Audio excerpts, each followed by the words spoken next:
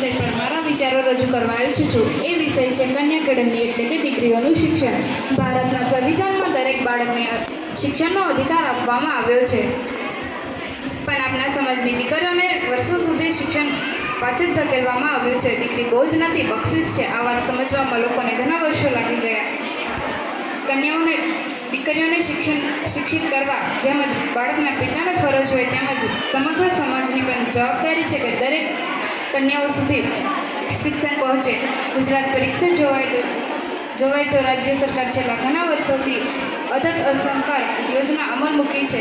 વિશેષ કરીએ તો ભૂતપૂર્વ શ્રી નરેન્દ્ર મોદીએ 2003માં કન્યા કેળવણીનો મહોત્સવ શરૂઆત કરી હતી. આ મહોત્સવ ખાલી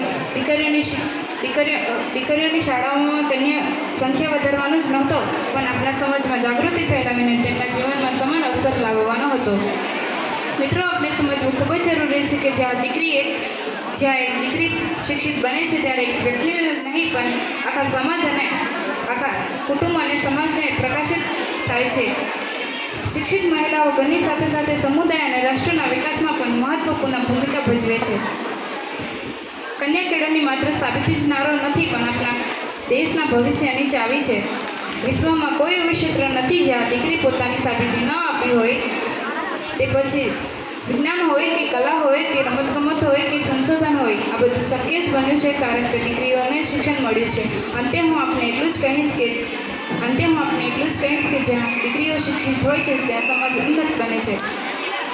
ચાલો આપણે સૌ મળીને કન્યાઓના શિક્ષણ માટે સમર્થક બનીએ. દરેક કન્યાઓના શિક્ષણ માટે સુલભ અને સમાન બનાવીએ. શિક્ષિત બેટી તેજસ્વી ભારત. જય હિન્દ, જય ભારત.